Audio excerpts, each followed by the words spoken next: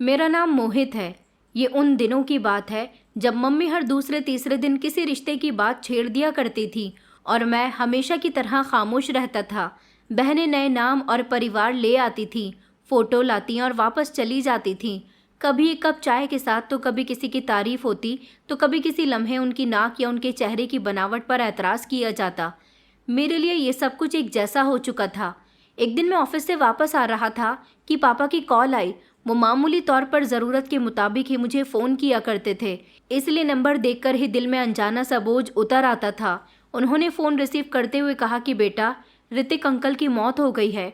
उनकी आवाज़ में वो खालीपन था जो सिर्फ किसी अपने के जाने के बाद होता है। मैंने चौंक कर पूछा, कौन ऋतिक अंकल? हालांकि नाम सुनते ही मैं जान चुका था कि मेरे पापा के गांव वाले बचपन के मित्र। बचपन से ही मेरे पापा की ऋतिक अंकल के साथ बहुत अच्छा मेलजोल रहा था। वो दोनों साथ पले बड़े थे। अपनी ज़िंदगी का ज़्यादातर हिस्सा उन दोनों ने एक साथ ही गुजारा था। ऋतिक अंकल जो मेरे पापा के गांव में रहते थे, उनकी पत्नी थी रश्मिका आंटी और उनकी एक बेटी थी सोनम। पापा ने फ़ोन पर कहा कि बेटा, हमें उनके अंतिम संस्कार में जाना होगा।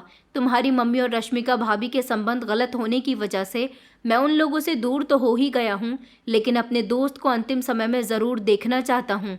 मैंने कहा कि ठीक है पापा, आप खुद को तसल्ली दीजिए। मैं जानता हूँ कि आपके दिल पर क्या बीत रही होगी।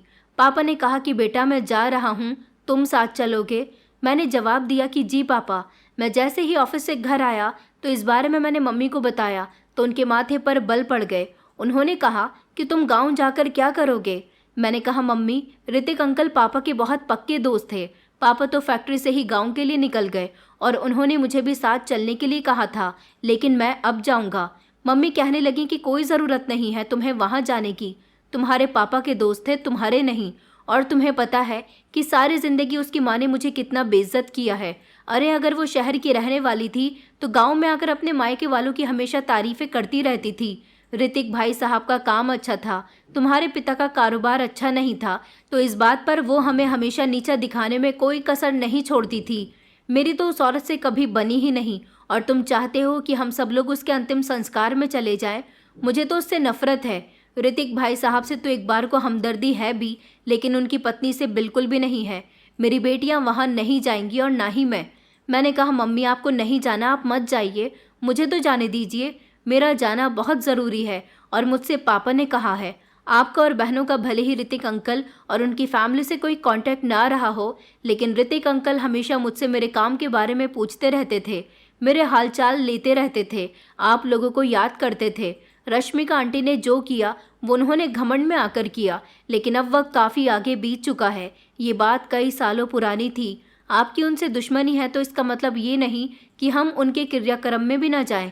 बस मैंने कह दिया, मैं वहाँ नहीं जाऊँगी, मेरी तबीयत ठीक नहीं है। मैंने तुम्हारे पापा से तो उनका दिल रखने के लिए कह दिया था कि मैं मोहित के साथ आ जाऊँगी, लेकिन मेरा ऐसा कोई इरादा नहीं है। वहाँ जाऊँगी तो उस औरत का चेहरा देखना पड़ेगा और मुझे उससे सख्त नफरत है। मैं तो कहती हूँ कि तुम भी मत जाओ। मैंने कहा नहीं मम्मी, आप लोगों को नहीं जाना मत जाइए, मगर मेरा जाना बहुत ज़रूरी है। मम्मी ने कहा कि ठीक है, मैं इसके आगे कुछ नहीं कह सकती, जाओ शौक से जाओ। मैंने खामोशी से अपना सामान पैक करना शुरू कर दिया था। शहर से गांव का सफ़र आज भी लंबा लगता है। सड़कें बेहतर हो गई थी, मगर रास्ते में आने वाली खामोशी अभी भी वैसी की वैसी ही थी। ये फैसला गलत था। मैंने ये शब्द पहली बार नहीं सुने थे, बल्कि ये हर बार मेरे कानों में गूंजते रहते थे।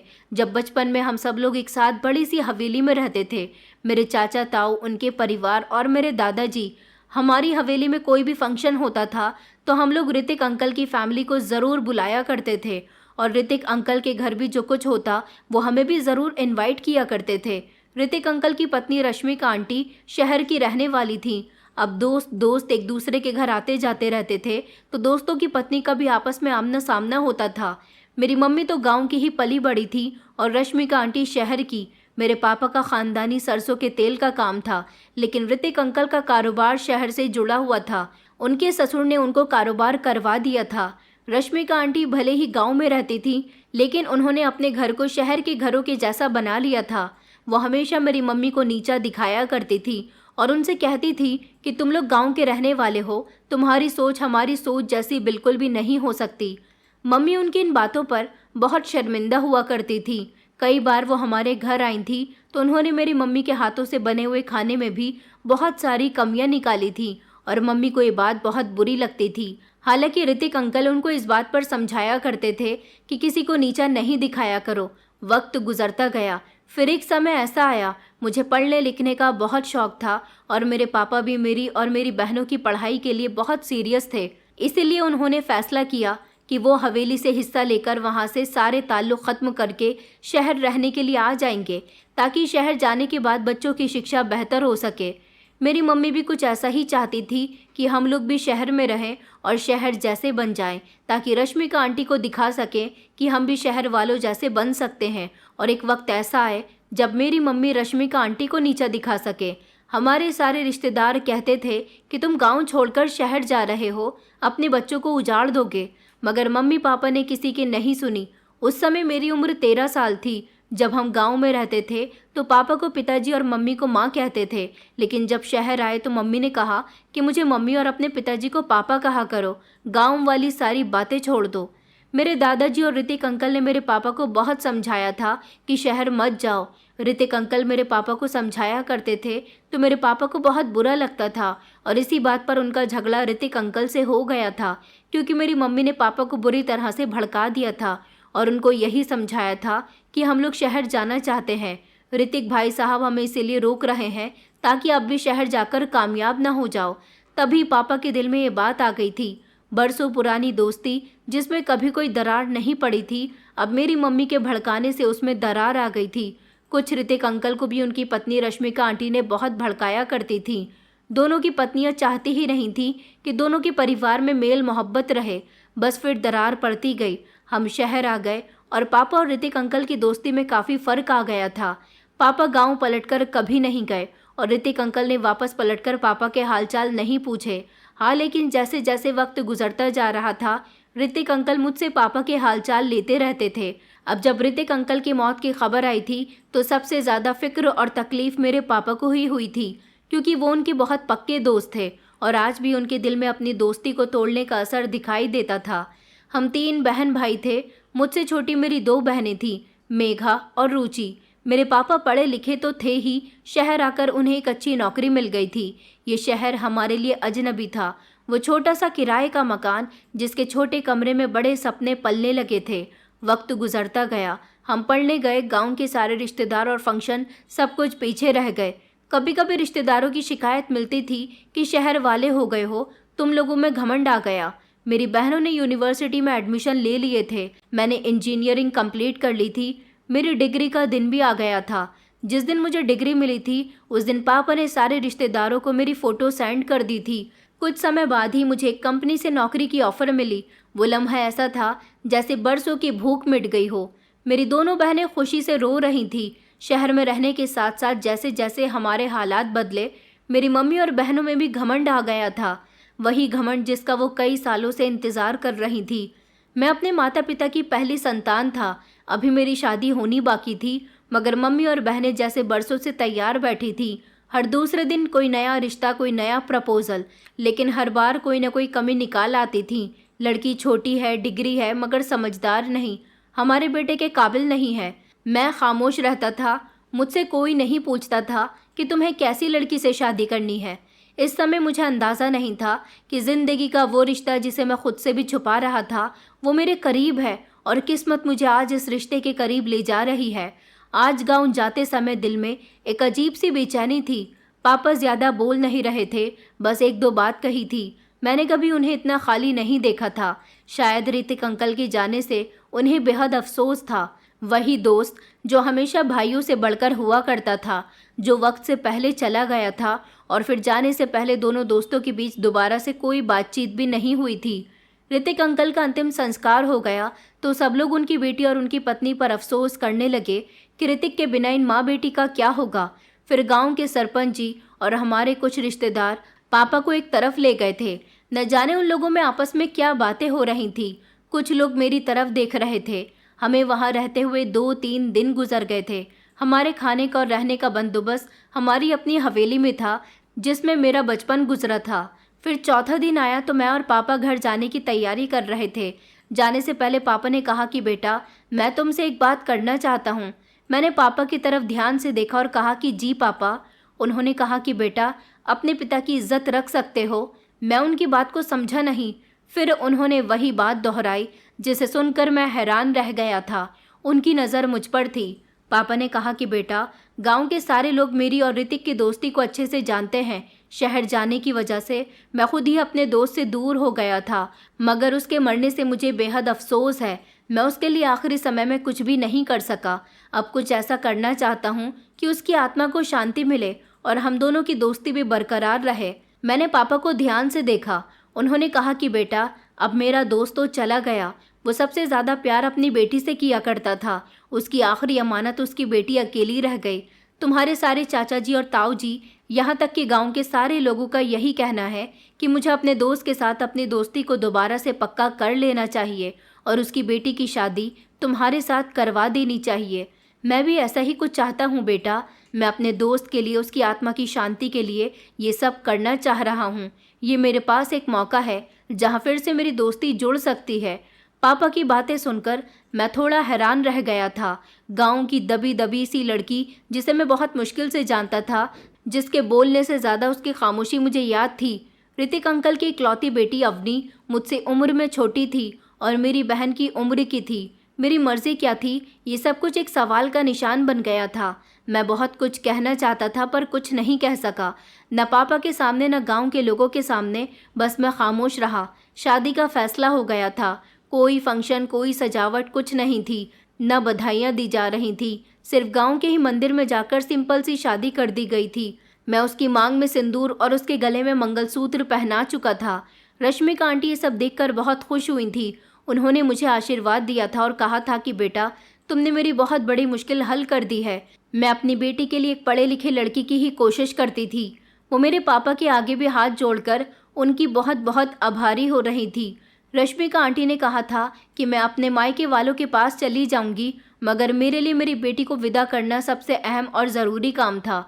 मेरा बहुत बड़ा बोझ हल्का हो गया। अब मैं आराम से अपनी ज़िंदगी गुजार सकूंगी। मैं सबकी बातें खामोशी से सुनता रहा। न आँखों में चमक, न चेहरे पर रंग, न कोई सवाल, न कोई खुशी। वापसी की तैयारी फिर से शुरू हुई। पापा ने कहा कि अवनी को साथ लेकर चलना है। मैंने कोई जवाब नहीं दिया। मेरी शादी के बारे में मेरी मम्मी और बहनों को नहीं पता था, क्योंकि ये काम गांव वालों और मेरे पापा ने मिलकर किया था। गाड़ी में बैठते समय अवनी को पिछली सीट पर बैठा दिया गया था। मैंने उसे एक बार भी नहीं देखा था। मेरे चेहरे पर सीरियसनेस नहीं थी, बल्कि एक बोझ था। गाड़ी शहर की तरफ रवाना हुई तो मेरे दिल में एक सवाल गूंजने लगा, क्या मेरी ज़िंदगी के फैसले हमेशा मेरे बिना होंगे? इस सवाल का जवाब मेरे पास नहीं था और सफ़र अभी शुरू हुआ था। गाड़ी शहर की तरफ रवाना हो गई थी। पिछली सीट पर अवनी खामोशी से बैठी हुई थी, बिल्कुल इसी तरह जैसे शादी के वक्त बैठी थी, बिल्कुल खामोश। मैंने गाड़ी का शीशा नीचे किया और बाहर देखने लगा। शहर पहुँचे तो सूरज ढल रहा था।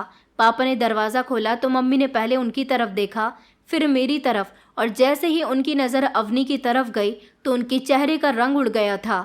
अवनी के गले में वरमाला थी जो उसने अभी भी पहनी हुई थी और मैं वरमाला उतार चुका था। मम्मी ने चौंक कर कहा, ये कौन है? पापा ने कहा, ये हमारी बहू है, ऋतिक की बेटी अवनी। ये सुनकर तो जैसे सन्नाटा छा गया था। रुचि किचन से निकलकर आई और मेघा ऊपर से भागती हुई आई।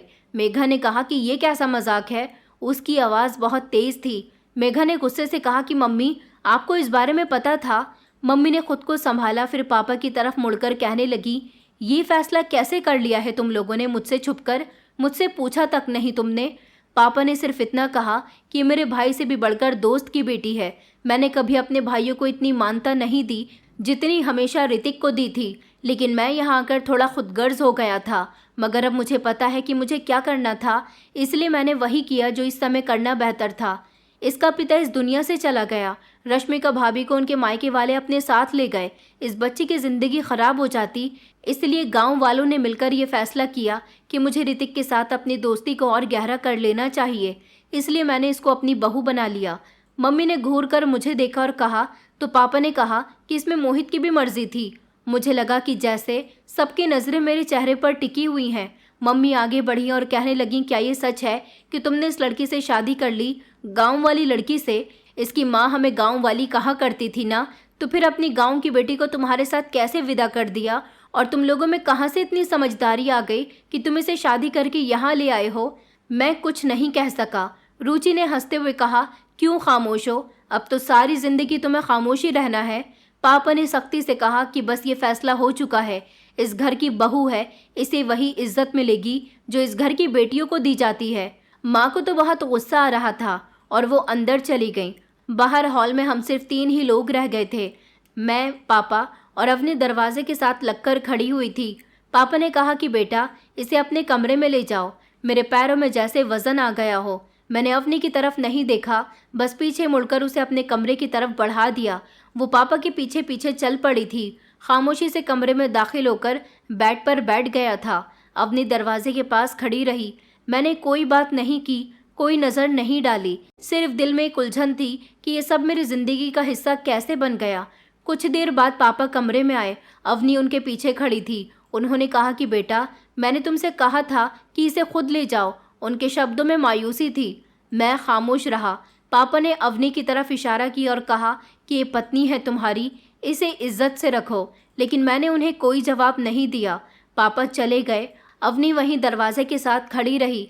मैंने मोबाइल उठाया, जैसे उसके वजूद से मेरा कोई रिश्ता ना हो। कभी व्हाट्सएप, कभी इंस्टाग्राम, बस उंगलियां चलती रहीं और दिमाग खाली रहा। अवनी धीरे से सोफे पर आई, मेरे करीब हुई, मगर बैठने से पहले मेरी तरफ देखा। मैंने एक नज़र उसकी तरफ देखा और नरमी नहीं दिखाई।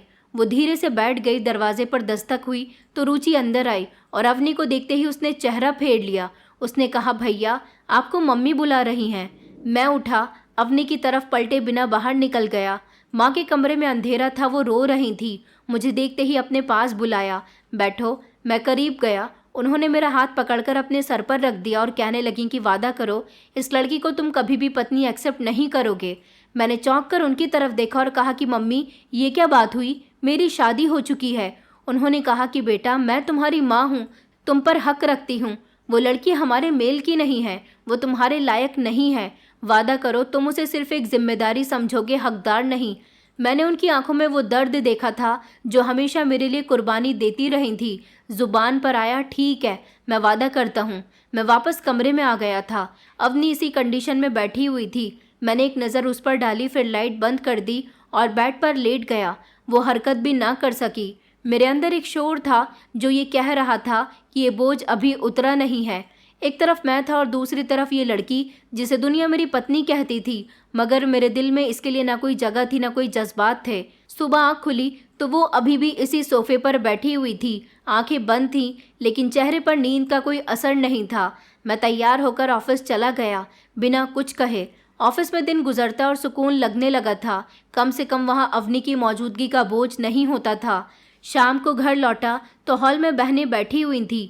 अवनी कहीं नज़र नहीं आ रही थी। मैं सीधा कमरे में गया तो देखा वो कमरे में बैठी प्रार्थना कर रही थी। मैंने कुछ नहीं कहा, अलमारी से अपने कपड़े निकाले और बाथरूम में चला गया। रात को खाने के टेबल पर मम्मी ने कहा कि अवनी ने कुछ नहीं खाया है, कह रही है कि सर में दर्द हो रहा है, दवाई दे दो। रुचि कहने लगी, हमारे साथ बैठकर खाने की हिम्मत नहीं है उसकी। मम्मी ने कहा, ले जाओ ना अपनी पत्नी को डॉक्टर के पास। मैंने सख्त शब्दों में कहा, मेरा सिर्फ नाम है, कोई रिश्ता नहीं, और खाना छोड़कर उठ गया था। कमरे में आया तो वो अभी भी वहीं बैठी हुई थी। मैंने लाइट बंद कर दी और बेड के दूसरे किनारे पर लेट गया। कुछ दिन इसी तरह से गुजर गए। एक सुबह मम्मी ने मुझे बुलाया और कहने लगी कि तुम ऑफिस जाते हो, बहनें अपने कामों में लगी रहती हैं और वो अवनी सारा दिन खामोश कमरे में बैठी रहती है। क्या यही ज़िंदगी है उसकी? मैंने कहा, तो आप ही उससे बात कर लिया करो। मम्मी कहने लगी कि तुम्हारे कहने पर कुछ करती तो बात बनती ना। मैं खामोश रहा। मम्मी की जिद बढ़ती जा रही थी कि मैं अवनी से कम बात किया करूं। उसी शाम घर आया तो देखा अवनी आंगन में कपड़े धो रही थी। हाथ साबुन से भरे हुए थे, चेहरे पर पसीना था। मैं कुछ देर वहीं खड़ा रहा। वो मेरी तरफ नहीं देख रही थी। फिर मम्मी की आवाज़ आई, कितनी बार कहा है नौकरानी नहीं बनना, लेकिन उसे कोई फ़र्क नहीं पड़ता। मैं कमरे में आ गया। कुछ देर गुजरी होगी, दरवाजे पर दस्तक हुई। अवनी खड़ी थी। उसने कहा कि सर में बहुत दर्द हो रहा है, अगर दवाई ला दो तो। मैंने बीच में ही उसकी बात काट दी थी। मैंने कहा, पापा से कहो, वो ले आएंगे, घर आ गए हैं ना। वो खामोशी से वापस चली गई। कुछ देर के बाद पापा ही दवाई ले आए थे। पापा ने कहा कि तुम दोनों में ऐसे नहीं चल सकता, ये रिश्ता निभाने का मतलब सिर्फ शादी नहीं होता। मैंने उनकी बात सुनी मगर कुछ नहीं कहा। एक दिन मैं ऑफिस से आ रहा था तो गेट के पास दो औरतें खड़ी हुई थीं। मोहल्ले की आंटियां मुझे देखकर रुकी और कहने लगी कि सुना है बहू आई है मगर नज़र तो आती नहीं है। मैंने उनको नमस्ते करके बात टाल दी थी। सुबह कमरे में रोशनी फैल चुकी थी मगर अपनी बिस्तर से उठ चुकी थी। मैंने पलटकर देखा, वो अलमारी के पास खड़ी थी, अपने कपड़ों को फोल्ड कर रही थी। मैं खामोशी से उठा, वॉशरूम की तरफ गया और दरवाज़ा बंद करने से पहले एक नज़र पड़ी। वो बालों में कंघी कर रही थी। ऐसे ही मेरी नज़र पड़ी, एक झटके से उसने अपना दुपट्टा पहन लिया। मैंने फौरन नज़र हटा ली, लेकिन इस लम्हे उसका वजूद मेरी आंखों में ठहर गया था। उसके काले बाल कंघे में बादलों के जैसे थे। मैंने सर झटक दिया, खुद को समझाया कि यह गलत है। कुछ दिन किसी तरह से गुजर गए। हम दोनों कमरे में मौजूद होते लेकिन जैसे अलग दुनिया में रहते हों। मैं अक्सर ऑफिस से लौटकर मोबाइल लेकर बैठ जाता था। अवनी सोफे पर चादर लपेटकर खामोशी से लेट जाती थी, लेकिन फिर छोटी छोटी चीज़ें बदलने लगी। एक दिन कमरे में आया तो अवनी पुरानी किताबों को ज़मीन पर बैठकर अलमारी में लगा रही थी। मैंने कुछ नहीं कहा, लेकिन देखा कि वो मेरी पसंद की किताब को साफ हाथों से उठाकर सावधानी से रख रही थी। फिर एक और दिन मेरी शर्ट गलत हैंगर पर टंगी हुई थी। मैंने झुंझलाकर कहा कि ये शर्ट उल्टी किसने लटकाई है। कुछ लम्हे के बाद अवनी धीरे से कहने लगी कि मैंने रखी थी, ध्यान नहीं गया, सॉरी। उसके शब्द सीधा मेरे दिल पर जाकर लगे थे। एक शाम घर वापसी पर दरवाज़ा खुला तो अवनी कमरे में नहीं थी। आंगन से आवाज़ आ रही थी। मैं धीरे से बाहर निकला, वो सब्जी काट रही थी। चेहरे पर पसीने की बूंदें थीं। मम्मी और बहनें भी कहीं दिखाई नहीं दे रही थीं। मैं वापस आया, लेकिन एक अजब सा एहसास साथ आया। वही लड़की जिसे मैं नज़रअंदाज करता रहा अब हर हरकत में नज़र आने लगी थी। एक रात देर से घर आया, कमरे में लाइट बंद थी। सिर्फ खिड़की से आई हुई धीमी रोशनी में बिस्तर का एक कोना दिखाई दे रहा था। वो चादर में लिपटी हुई थी। मैंने धीरे से दरवाज़ा बंद कर दिया और बेड के किनारे पर बैठ गया। कुछ देर बाद वो हिली, शायद उसकी आँख खुल गई थी। मैंने धीमे से पूछा, क्या जाग रही हो? वो खामोश रही, फिर हल्की सी आवाज़ में कहने लगी कि जी। मैंने कहा, तुम हर समय चादर में क्यों लेटी रहती हो? वो धीरे से कहने लगी कि मैं नहीं चाहती कि आपको तकलीफ़ हो। मैंने कहा, तकलीफ़? उसने कहा कि हाँ, मैं वो नहीं जो आप चाहते थे, इसलिए अपनी हद में रहती हूँ। मैं उसके जवाब पर हैरान रह गया था। उसकी बात सुनकर शायद पहली बार लगा कि वो मुझे तकलीफ़ नहीं दे रही बल्कि खुद को बचा रही है। अगली सुबह जब मैं नहाकर निकला तो वो कमरे में मौजूद थी। अचानक मेरी मौजूदगी पर चौंक गई और तेज़ी से चादर को अपने शरीर पर लपेटने लगी। उसके चेहरे पर घबराहट थी। मेरी नज़रें उसी लम्हे कुछ ना समझ पाईं। मैं आगे बढ़ा और कहा कि रुको, चादर छोड़ो। बस एक बार मैंने खुद आगे बढ़कर चादर खींच ली। उसने रिक्वेस्ट की मगर हाथ थम गए। मैं उसे देखता रहा, जैसे पहली बार वही अवनी, मगर अब पूरी। मैं अपना वादा भूल चुका था। अगली सुबह अवनी गहरी नींद में थी। शायद पहली बार वो सुकून से सोई थी। मैं उठ चुका था मगर बेड पर ही लेटा रहा। सर तकिए पर था मगर आंखें छत पर थी। हैरानी की बात यह थी कि मेरे अंदर किसी तरह की बेचैनी नहीं थी। मैंने मम्मी से जो वादा किया था वो अब सिर्फ एक याद थी। मेरे अंदर कोई पछतावा नहीं था, कोई शर्मिंदगी नहीं थी, बस एक खामोशी थी। कुछ चीज़ें जैसे वक्त के साथ खुद ब खुद बदल जाती हैं, बिना इरादे के मगर ठीक समय पर। अवनी की हरकत पर मैंने पलटकर देखा, वो जाग गई थी और फौरन चादर खींचकर लपेट ली। उसका चेहरा झुका हुआ था, आंखों में शर्मिंदगी थी। मैंने कुछ नहीं कहा। चाय का कप उसके हाथ में आया और दोबारा से खामोशी छा गई, जो कई महीने पहले से मौजूद थी। कुछ दिन और इसी तरह से गुजर गए। वो मेरी साइड टेबल पर मेरी दवाई रख देती थी, मेरे कपड़े इस्त्री करके हैंगर पर टांग देती थी और दरवाज़ा खोलकर मेरे ऑफिस से लौटने का इंतज़ार करती थी। हर काम बहुत सावधानी के साथ किया करती थी, मगर अब हम दोनों के बीच में दूरी नहीं, एक अपनापन सा था। एक रात में देर से घर आया, बारिश हो रही थी।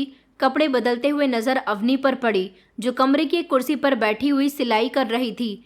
चेहरे पर मामूली सी मुस्कुराहट थी। सिलाई पूरी होने की खुशी थी या कुछ और, मैं जानने की कोशिश नहीं कर सका। मैंने कहा कि अच्छा, क्या सिल रही हो? उसने कहा कि आपकी शर्ट का एक बटन टूटा हुआ था। मैंने शर्ट की तरफ देखा, सच में एक बटन गायब था।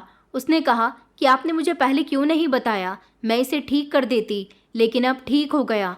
उसकी बातें मेरे दिल में उतर गई थी। मैंने उस दिन पहली बार जानबूझकर उसके करीब बैठने का फैसला किया था। शर्ट हाथ से ली और बटन को गौर से देखा। मैंने कहा, ठीक से सिला है ना?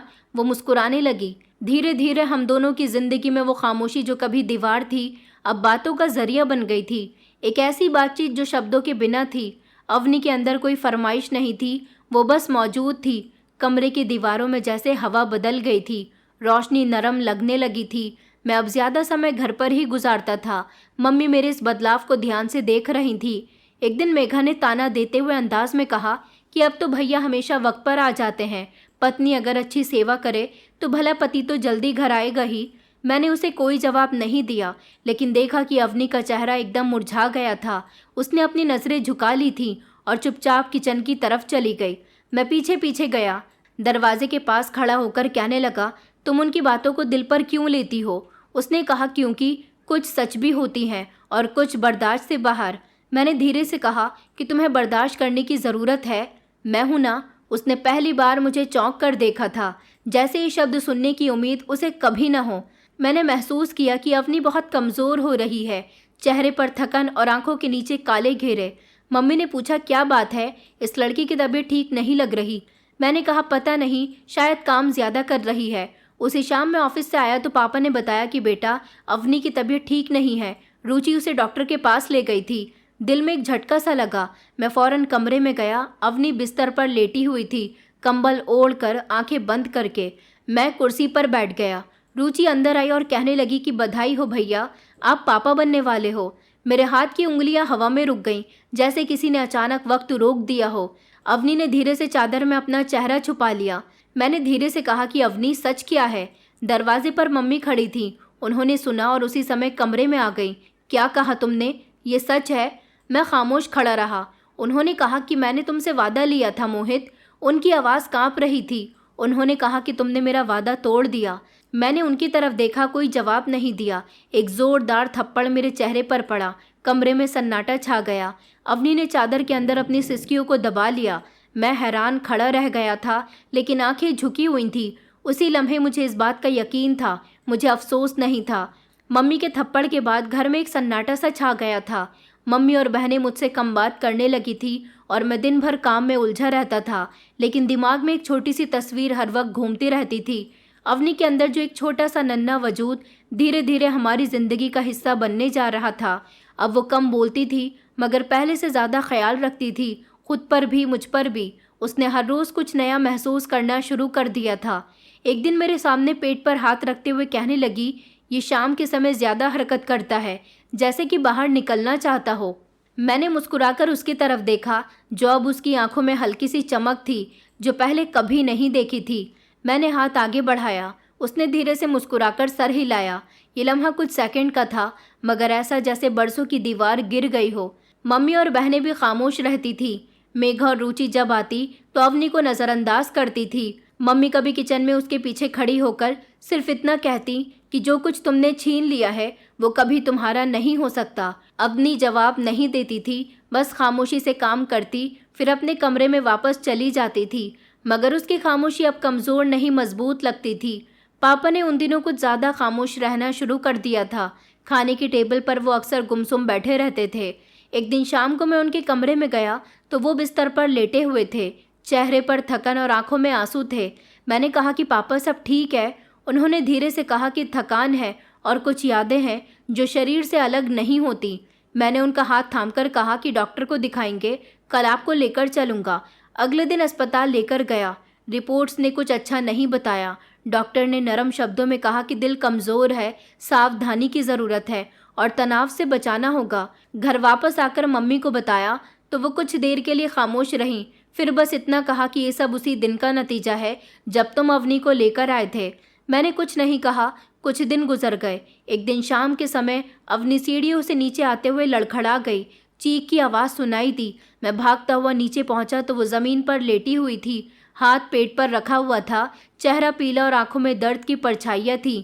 मैंने चीखकर कहा, गाड़ी निकालो, फ़ौरन अस्पताल जाना है। पापा और रुचि साथ आए। अस्पताल पहुंची तो नर्स ने फ़ौरन इमरजेंसी में दाखिल किया। मैं बाहर बैठा बेबसी से दरवाजे को घूरता रहा। फिर डॉक्टर बाहर आया, चेहरा सीरियस था और कहा कि हम बच्चा नहीं बचा सके, हमें अफसोस है। ये सुनकर मेरे होश उड़ गए। मैं कुर्सी पर गिर गया, आंखों में आंसू छुपाने की कोशिश भी न की। अवनी को कमरे में शिफ्ट कर दिया गया था। मैं अंदर गया, वो खामोशी से लेटी हुई थी, आंखें बंद और होठों पर खामोशी थी। मैंने उसके हाथ पर हाथ रखा। उसने धीरे से आंखें खोली और कहने लगी कि हमारा बच्चा नहीं बच सका ना, आपको पता है मैंने कोशिश की थी। इतना कहकर वो रोने लगी। मैंने मजबूती से उसका हाथ थाम लिया। इस हादसे के बाद मम्मी कुछ दिन तक तो खामोश रहीं, शायद एक लम्हे को ही सही। उन्हें भी एहसास हुआ था कि अवनी ने कुछ नहीं छीना था, सिर्फ सहना सीखा था। पापा की तबीयत तेज़ी से बिगड़ने लगी। वो अब ज़्यादातर बिस्तर पर होते थे। अक्सर रात को खांसने की आवाज़ आया करती थी। मैं उनके पास जाकर बैठ जाता था, पानी देता था, उनकी पेट सहलाता था। एक रात उन्होंने मुझे करीब बुलाया। कमरे में सिर्फ हल्की सी रोशनी थी। उन्होंने मेरा हाथ पकड़कर कहा कि मोहित, मेरी एक बात मानोगे? मैंने कहा जी। उन्होंने कहा कि अवनी को कभी मत छोड़ना। ये लड़की सिर्फ तुम्हारी पत्नी नहीं, बल्कि मेरे दोस्त की बेटी है, जिसमें उसकी जान बसती थी। ये उसकी अमानत है। मैंने कहा पापा, मैं आपसे वादा करता हूँ, हमेशा अवनी के साथ रहूँगा। उन्होंने एक आह भरी और कहा कि शायद वक्त ने तुम्हें दिखा दिया कि वो क्या है, तुम्हारी असली ताकत, तुम्हारी असली हिम्मत। मैंने उनके हाथ को चूम लिया और कहा कि आप फिक्र मत करो, मैं अवनी के साथ हूँ। कुछ दिनों के बाद उनकी तबीयत इतनी बिगड़ गई कि अस्पताल ले जाना पड़ा, लेकिन रास्ते में ही उनकी सांसें थम गई थी। मैंने उनका क्रियाक्रम किया। अवनी दरवाजे के पास खड़ी थी, उसकी आंखें सूजी हुई थी। मैंने करीब जाकर कहा कि पापा चले गए, मगर जो वादा मैंने उनसे किया है, मैं वो हमेशा याद रखूंगा। अवनी ने नज़र उठाकर मेरी तरफ देखा। पहली बार उसकी आंखों में एक पूरा यकीन था। पापा के चले जाने के बाद घर में खामोशी सी छा गई थी, जो शब्दों से नहीं, व्यवहारों से महसूस होती थी। पापा की मौजूदगी सबको बांध कर रखती थी। अब जब वो नहीं रहे थे तो मम्मी के चेहरे पर पुरानी जिद वापस आने लगी थी और बहनों की चुगलखोरियां फिर से शुरू हो गई थी। एक शाम मम्मी ने मुझे अपने कमरे में बुलाया। वो सोफे पर बैठी हुई थी, आंखों में वही शक्ति थी जो मैं बरसों से पहचानता आ रहा था। उन्होंने कहा कि तुम्हारे पिता नहीं रहे, तुम आज़ाद हो। जो जिम्मेदारी उनके कहने पर तुमने ली थी, अब उसे छोड़ दो। अवनी को इज्जत से उसके घर छोड़कर आ जाओ, हम कुछ नहीं कहेंगे। मैंने उनकी तरफ देखा, कुछ देर खामोश रहा, फिर कहने लगा कि मैंने अपने पापा से वादा किया है कि मैं हमेशा उसके साथ रहूँगा। उन्होंने कहा कि अब हर दिन इसी बोझ के साथ गुजारना होगा। मैंने कहा ये बोझ नहीं है, अब समझ आ गया कि ये मेरी ज़िंदगी का सुकून है। वो खामोश हो गई, लेकिन उनकी खामोशी में शिकस्त नहीं थी, कोई प्लानिंग थी। रुचि और मेघा ने अपने अंदाज बदल लिए थे। अब वो अवनी के सामने मीठे शब्दों में बात करती थी, लेकिन अकेले में मेरे कान भरने लगी थी कि वो लड़की तुम्हें अपनी कैद में कर रही है भैया। अब तो तुम्हारा दायरा वही कमरा है, दोस्तों से मेलजोल भी कम हो गया। ऐसा क्या है इसमें जो तुम इसके बिना एक दिन भी नहीं रह सकते? मैं हर बात पर खामोश रहता था, जैसे हर सवाल का जवाब सिर्फ खामोशी है। अवनी के साथ रहना मुझे अच्छा लगता था। वो बदलने लगी थी। वो अब मम्मी के लिए खाने में उनकी पसंद के खाने बनाया करती थी, मेघा को कपड़ों की सिलाई में मदद किया करती थी। ये सब कुछ न जाने क्यों मुझे एक प्लानिंग लगता था, मगर धीरे धीरे ये सब मामूली बन गया था। कुछ हफ्तों के बाद मेघा का रिश्ता तय हुआ। परिवार काफ़ी खुश था, मेहमान आना जाना शुरू करने लगे थे। अवनी अभी भी कामों में आगे आगे रहती थी। मम्मी ने जब उसे मेहमानों के सामने चाय सर्व करते देखा तो हैरानी से सिर्फ इतना कहा कि ये तो तुमसे भी बेहतर तौर तरीके निकल गई मेघा, इतने काम तो तुमसे भी नहीं आते। मेघा ने कहा, आप हार मान रही हैं? मम्मी ने हंसते हुए कहा कि कभी कभी जंग जीतने से बेहतर होता है कि इज्जत से ख़त्म की जाए। मेघा की शादी धूमधाम से हुई थी। अवनी ने सारे इंतज़ाम में खुशी खुशी हिस्सा लिया था। कपड़ों की तैयारी से लेकर मेहमानों की खातिरदारी तक वो हर जगह मौजूद थी, जैसे कि उसकी अपनी बहन की शादी हो। उसी दौरान रुचि के लिए भी रिश्ते आने लगे थे। एक जगह उसके रिश्ते की बात चल पड़ी थी। मम्मी ने खुशी खुशी हाँ कर दी थी। घर में खुशी का माहौल वापस आने लगा था। एक दिन मम्मी किचन में बैठी थी। अवनी सूट लेकर आई। मम्मी ने चेक करके कहा कि बिल्कुल वैसा ही बनाया है जैसा मेरे बीमार होने पर मेरी सास बनाया करती थी। अवनी ने नज़रें झुका ली। उसने कहा कि आपको अच्छा लगा, यही काफ़ी है। मम्मी ने कुछ लम्हे उसे ध्यान से देखा, फिर कहा कि बेटा, अब तुम मुझे बुरी नहीं लगती। ये शब्द बहुत छोटे थे, मगर बरसों की दीवार एक पल में गिर गई थी। कुछ देर के बाद मैं घर आया तो मम्मी ने कहा कि मोहित, तुम ठीक कहते थे, हर रिश्ता वक्त मांगता है, और ये रिश्ता अब मुझे गलत नहीं लगता। मैंने अवनी की तरफ देखा, जो किचन में बर्तन धो रही थी। चेहरा पसीने से भीगा हुआ था और होठों पर एक मुस्कुराहट थी। शायद वो सब सुन चुकी थी, जैसा सिर्फ महसूस कर रही थी। रुचि की शादी के बाद घर में सिर्फ अवनी और मम्मी ही रह गई थी, मगर अब ये घर खाली नहीं लगता था। मैंने एक दिन अवनी से पूछा कि तुमने कभी सोचा था कि सब तुम्हें मान लेंगे? उसने धीरे से कहा कि नहीं, लेकिन कभी उम्मीद नहीं छोड़ी थी। फिर मुझे एहसास हुआ कि जो लड़की कभी मेरी ज़िंदगी में मजबूरी बनकर आई थी, वो अब मेरी ज़िंदगी की सबसे बड़ी ज़रूरत बन चुकी थी। सर्दियों की नरम धूप में अवनी आंगन में बैठी हुई थी, हाथ में ऊन और गोद में एक छोटा सा सफ़ेद स्वेटर बुन रही थी। मैं ऑफिस से वापस आया तो दरवाजे के पास रुककर उसे कुछ देर देखता रहा। वो शायद मुझे महसूस कर चुकी थी, लेकिन पलटी नहीं। धूप उसके चेहरे पर पड़ रही थी और फिर पलके झुकाकर लगातार नज़रों से बुनाई कर रही थी। मैंने कदम आगे बढ़ाया और कहा, क्या बना रही हो? उसने पलटकर मेरी तरफ देखा, फिर धीरे से मुस्कुराई और कहने लगी, आपकी बेटी के लिए स्वेटर। बेटी के लिए? ये शब्द उसके मुंह से निकले तो मेरे वजूद पर जैसे एक नरमी सी छा गई थी। वो अब सिर्फ अवनी नहीं रही थी, अब वो एक माँ बनने वाली थी। मैंने सोफे पर बैठते हुए कहा कि क्या लगता है कैसी होगी? उसने कहा कि बिल्कुल आप जैसी होगी। मैं हंसने लगा और कहा कि तुम जैसी हो तो बेहतर है। उन दिनों हमारी ज़िंदगी में ठहराव आ चुका था, एक ऐसा सुकून जिसे हमने खुद बनाया था। माँ अक्सर दिन के समय अवनी के साथ बातें करती थी, उसकी तबीयत के बारे में पूछती थी और उसे टाइम से दवाई याद दिलाया करती थी। मैं समझ रहा था कि शायद अब वो पूरी तरह से अवनी को स्वीकार कर चुकी है, लेकिन ये खामोश जंग सिर्फ अंदाजे पर नहीं बल्कि सच्चाई पर निर्भर थी। एक दिन जब मैं ऑफिस से घर लौटा तो मम्मी दरवाजे पर थी। उन्होंने कहा कि बेटा, मुझे तुमसे एक बात करनी है। मैंने कहा कि जी कहिए। उन्होंने कहा कि बेटा, अवनी तुमसे ज़रूर कुछ छुपा रही है। मैंने चौंक कर उनकी तरफ देखा और कहा कि क्या मतलब है? उन्होंने कहा कि बेटा, मैंने देखा था, वो सुबह आंगन में आई थी, उसके हाथ में मोबाइल था, किसी से चुपके चुपके बात कर रही थी। जब मैं पास पहुंची तो फ़ौरन किचन की तरफ भाग गई। मैंने कहा, मम्मी, वो इस समय प्रेग्नेंट है, उसे परेशान मत करिए। उन्होंने कहा कि बेटा, मैं तुम्हारी माँ हूँ, कुछ गलत नहीं सोचती, मगर जिस पर भरोसा किया वो छुप छुप कर बातें कर रही है, ये तुम्हें ठीक लगता है? मैं खामोश रहा, दिल में एक अजीब सा शक उतर गया था। अगले दिन मैं ऑफिस से जल्दी घर वापस आया। अवनी कमरे में थी, मुझे देखकर चौंक गई। मैंने कहा, तुमने किसी को फ़ोन किया था? आज मैंने डायरेक्ट उससे सवाल कर दिया था। उसने सर उठाया और उलझी हुई नज़रों से मेरी तरफ देखा। उसने कहा कि हाँ, रुचि दीदी ने फ़ोन किया था, उनकी तबीयत ख़राब थी। मैंने कहा, मम्मी ने तो बताया है कि तुम छुपकर किसी से बातें कर रही थी। इस बार वो खामोश रही, फिर धीरे से कहने लगी कि मैं छुपा नहीं रही थी। मम्मी के आने पर बस किचन में कुछ चूल्हे पर जल रहा था, भागकर चूल्हा बंद करने के लिए गई थी। उसके शब्द ठहरे हुए थे, लेकिन मेरे अंदर वो शक की लकीर साफ दिखाई देने लगी थी।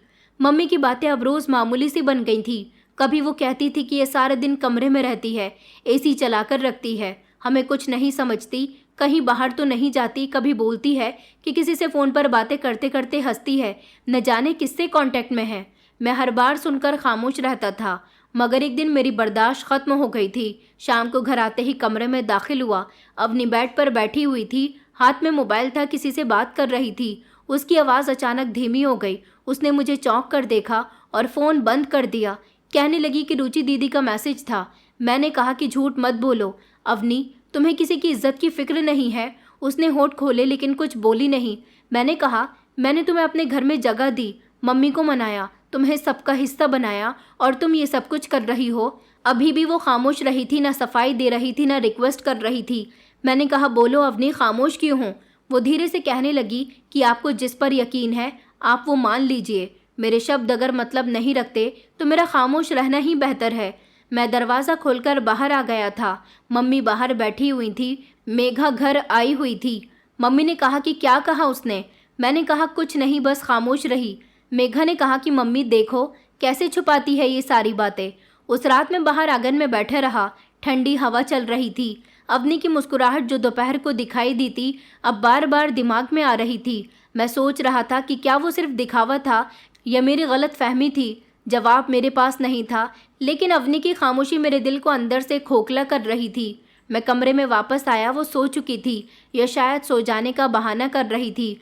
मैंने उसकी तरफ देखा और पहली बार महसूस किया कि नरम चेहरे के पीछे साए हो सकते हैं, और जब शक का साया एक बार पड़ जाए तो रोशनी बहुत दूर चली जाती है। कई दिन गुजर चुके थे। अवनी की आंखों में खामोशी, चेहरे पर वही सुकून, और व्यवहार में कोई फ़र्क नहीं आया था। लेकिन मेरे अंदर एक अंधेरी गली में लगातार सवाल गूंज रहे थे। मम्मी जो हर रोज़ एक नई बात सुनाया करती थी और मैं रोज़ नए शक की नज़र से उसे देखने लगा था। एक दिन शाम को ऑफिस से लौटते ही मम्मी ने दरवाजे पर मुझे रोक लिया और कहने लगी कि आज फिर दोपहर में बाहर गई थी, कह रही थी कि दवाई लेने जा रही हूँ, मगर मेरे भेजे हुए लड़के ने बताया वो किसी मेडिकल या डॉक्टर के पास नहीं गई। मैंने कोट उतारकर बैग फेंका और सीधा कमरे की तरफ बढ़ा। अवनी बेड के किनारे पर बैठी हुई थी। सामने खुली खिड़की से आती हुई हवा उसके चेहरे पर पड़ रही थी। मैंने सख्त शब्दों में कहा, कहाँ गई थी तुम आज? उसने सर उठाकर मेरी तरफ देखा और कहने लगी कि पास के ही क्लिनिक तक गई थी चेकअप के लिए, वही डॉक्टर जिसको पहली बार दिखाया था। मैंने कहा, लेकिन उस डॉक्टर की दुकान तो बंद थी। वो चौंकी नहीं, कहने लगी कि मैं अंदर गई थी, दरवाज़ा खुला हुआ था, शायद किसी ने बाहर से देखा होगा। मैंने कहा, तुम झूठ बोल रही हो। उसने कुछ कहना चाहा, मगर फिर मैंने उसकी आवाज़ बंद कर दी। मैंने कहा कि बस खामोश बैठी रहो, तुम कुछ छुपा रही हो। अगर ये सब वैसा ही है जैसा मम्मी कहती हैं तो फिर सोचा होगा कि तुम्हें कब तक बर्दाश्त किया जा सकता है। वो दंग रह गई। उसने कोई शिकायत नहीं की, कोई सवाल नहीं किया। अगले कुछ दिन मैंने उससे ज़्यादा बात नहीं की, सिर्फ ज़रूरत के शब्द, और वो भी नज़र बचाकर कहे। बहनें जब घर में आती तो महफिल में जहर घोल कर जाया करती थी। कहती थी कि भैया आपकी पत्नी तो बड़ी ही चालाक निकली, मम्मी को नज़रअंदाज करके मोहल्ले में अलग अलग पहचान बना रही है। आजकल तो हर समय मोबाइल पर मुस्कुराती रहती है कि शायद किसी पुरानी याद का चक्कर है। मैं खामोश रहता, मगर दिल में एक बोझ लगातार बैठ रहा था। एक दिन मामूली दिनों से हटकर मैं जल्दी घर आ गया था। गेट खोला तो घर में अजीब सी हंसी सुनाई दे रही थी। अंदर दाखिल हुआ, दरवाज़ा धीरे से बंद किया और लाउंज के करीब रुककर दाखिल हुआ। एसी चल रहा था। मम्मी और मेरी बहनों की आवाज़ आ रही थी। रुचि हंसते हुए कहने लगी कि कितना मज़ा आता है ना जब भैया उस पर शक करते हैं। मम्मी कहने लगी कि हाँ, तुम लोग मौका देखकर बातें छोड़ती रहो, बाकी मोहित का दिमाग तो हम संभाल लेंगे। ये मम्मी की आवाज़ थी। उन्होंने कहा, मोहित को यकीन हो गया है कि अवनी कुछ छुपा रही है। मेघा ने कहा कि हाँ, और जब तक शक बाकी है अवनी हमारे काबू में रहेगी। मेरे कदम जैसे ज़मीन पर धंसकर रह गए थे। दिल जैसे सीने में धड़कना भूल गया हो। पलटने का मन नहीं कर रहा था और आगे बढ़ने की हिम्मत नहीं हो रही थी। मैंने आगे सुना, वो लोग आपस में बातें कर रही थी कि कल की कहानी में भी मज़ा आ गया। मेडिकल स्टोर बंद बताया था। हालांकि हम जानते थे कि वो कहीं गई ही नहीं थी। वो बेचारी तो बोलती भी नहीं है, बस सहती रहती है। मैं वापस दरवाजे की तरफ पलटा और लाउंज से होते हुए सीधा आंगन की तरफ गया जहाँ सब लोग बैठे हुए थे। मैं अपने कमरे में गया और अवनी से कहा, क्यों सह रही हो ये सब? उसने चौंक कर मुझे देखा। मैंने कहा, मेघा, रुचि, मम्मी सब मिलकर तुम्हें इल्ज़ाम देती हैं। तुम सब जानती हो लेकिन खामोश रहती हो। उसने नज़र चुराई, फिर धीरे से बोली, क्योंकि मैं अगर जवाब दूंगी तो शक बढ़ जाएगा और अगर मैं चुप रहूंगी तो वक्त खुद गवाही दे देगा। मैंने कहा, तुमने मुझे क्यों नहीं बताया? उसने कहा कि मैं आपको दुख नहीं देना चाहती थी और न ही आपका भरोसा तोड़ना चाहती थी। मैं वहीं खामोशी से बैठ गया। मुझे अफसोस हो रहा था कि मैं अपनी माँ और बहनों को सच मानता रहा और अपनी पत्नी के सच को नज़रअंदाज करता रहा। मैंने कहा, मैंने तुम्हें बहुत तकलीफ़ दी है अवनी। वो खामोश रही, मेरे पास बैठ गई। उसने खुद पहली बार मेरा हाथ थामा था जिसमें कोई शिकायत नहीं थी। कई रातों तक मैं सुकून से सो नहीं सका था। एक दिन सुबह आँख खुली तो अवनी मेरे बराबर में बैठी हुई थी। कमरे में खामोशी थी। बाहर निकला तो टेबल पर मम्मी और बहनें बैठी हुई थी। मैं उन सब के बीच बैठ गया और कहने लगा कि बस अब बहुत हो चुका। सबने चौंक कर मेरी तरफ देखा। रुचि धीरे से हंसकर कहने लगी कि क्या हो चुका है भैया? मैंने कहा, तुम लोगों की बातें और साजिशें और झूठे इल्ज़ाम। मैं सब कुछ सुन चुका हूँ। तुम लोगों की बातें जो तुम लोग कर रही थी। मम्मी ने नज़र चुराई। मेघा और रुचि एक दूसरे को खामोशी से देखने लगे। मैंने दोबारा कहा, तुम सब ने मेरी पत्नी के खिलाफ मुझे भड़काया था। जो कुछ अवनी ने बर्दाश्त किया शायद किसी और के बस की बात नहीं होती। थोड़ी देर के बाद मम्मी ने कहा कि बेटा, हम बस तुम्हें बचाना चाहते थे।